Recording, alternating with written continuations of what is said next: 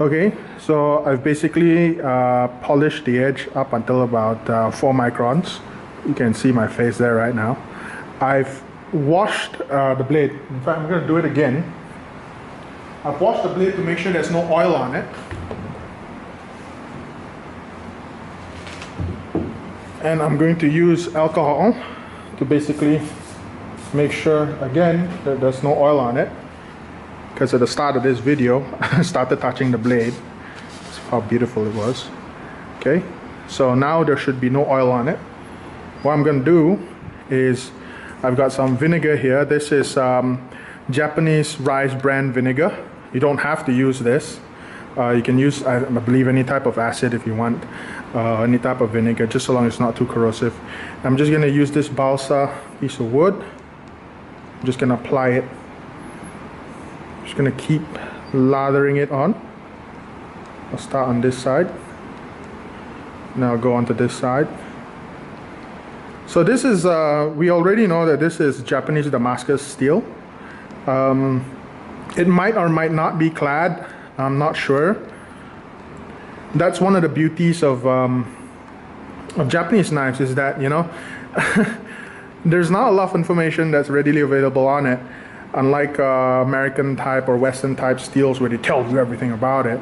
So before you buy it, find out what it is. Don't forget. This customer, I'm not sure if he knows. He knows it's Damascus, that's for sure, which is cool. So we just want to make sure that there's vinegar on the entire blade, on the entire surface of the blade. Now, polishing it up to this point has its problems. The first one is liquid does not like to stick to it. So you have to keep applying more and more vinegar until the vinegar just, you know, it covers the entire edge, and you've got a uniform covering of, well, vinegar. Okay, I'm going to put some of the swedge up here as well. Because if it is Damascus, I mean, it should show up there as well, just not sure how clearly though.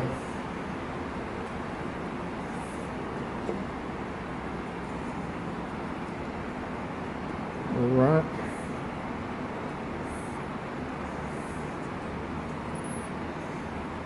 Okay, now we wait. So, I don't know if you can see it, but I can see where the hamon is. Alright, I can see some of the lines coming out already, which is pretty cool. Okay, just spot any dry spots where the vinegar did not want to stick to, or it's already flowed away. You can just like redistribute, apply a little bit more. This should take just some, you know, a few minutes, not too long.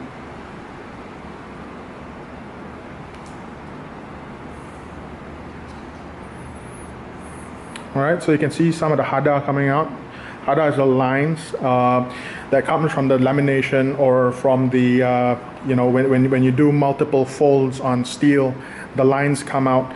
You know, in certain cases we call it Damascus, but the Japanese don't call it Damascus because Damascus is of Middle Eastern origin. You know, they used to use wood steel, which came from India. Which is very high quality and very high grade steel, but the Japanese, however, would use very pure, very basic, very low alloy steel like tamahagane, which today we know as white paper steel. Okay, we can start to see it brown a little bit. On this side, you can actually see the edge turning darker. And on this side as well. So I'm just going to keep on applying coating of vinegar just to keep it going.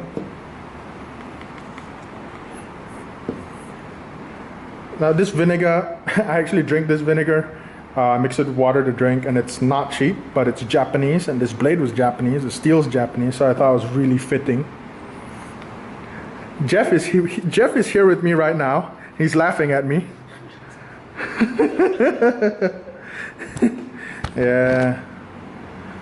Lowe's spouting his bullshit again. Yeah. But nah, the reality is This vinegar was the only vinegar that I had on hand right now. It's not that I purposely bought this because it's not cheap, but it's the only thing I had now. My wife found out, she'd kill me because she bought it for me. And again, it ain't cheap. And I'm supposed to drink it, not put it on knives, but here you go. So yeah. Just keep applying, making sure it's nice and well soaked. There are many ways you could do this. Of course, you could just use like cheap normal vinegar instead of doing what I did, and putting it into a bottle. When you put it into a bottle, a glass bottle, you can actually hang it and basically dip the entire thing in, and it would work as well. You could also use cloth or tissue paper, just soak the entire blade. Did you guys see that? The edge is like catching the balsa. This guy's already hair popping sharp, so you know, gotta be careful with it. So yeah, as I was saying, you can actually use cloth, soak it in vinegar, and basically wrap up the entire blade and just leave it.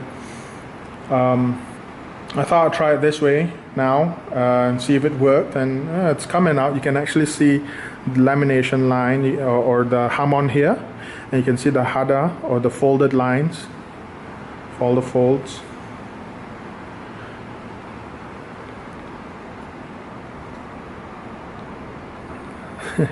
It's getting that nice dark mirror.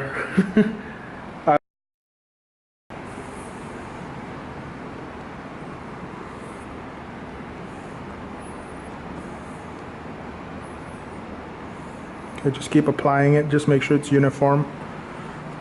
It's a little bit not uniform here already, but let me just try and just apply it there.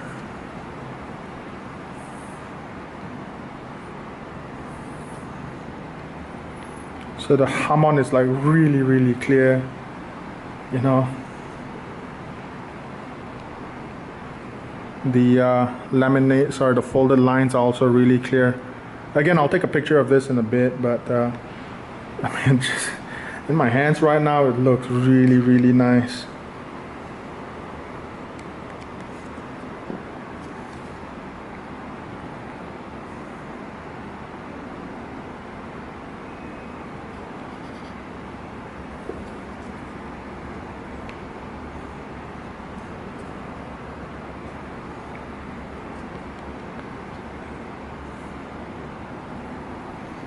Alright, so we're about 8.5 minutes in, and that's basically all it took, you know, just to get the hamon out and just etch this blade basically. You know, it's basically an acid etch.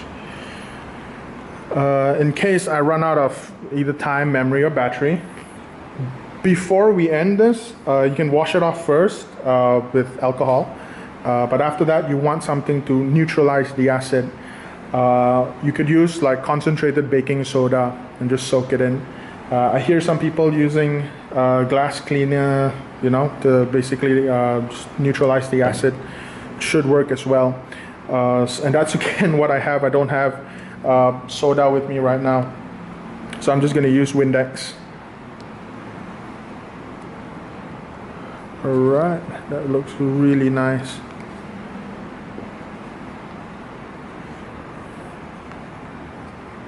One of the few things I also want to test after I do this is I want to see if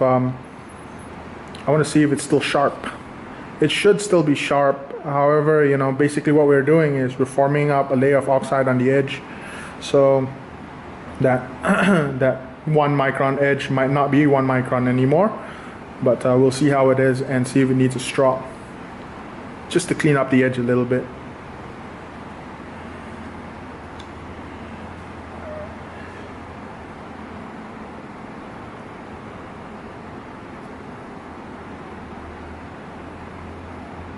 That looks gorgeous. I'm gonna take pictures of this later on. You guys probably can't see anything right now, but the lines are so clear.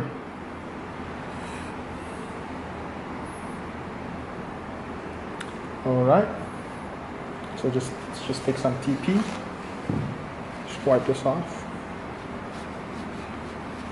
See a little bit of oxide coming off. Just clean that up a bit. And damn, that still looks really good, nice and mirrored, but I think it's a little bit over oxidized on this side.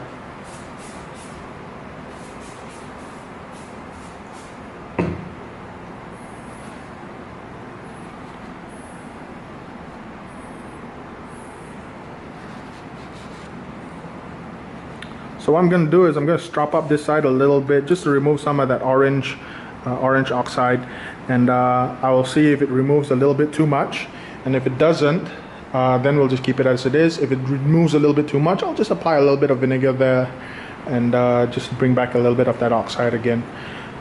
This side looks great, this side a little bit overdone. All right.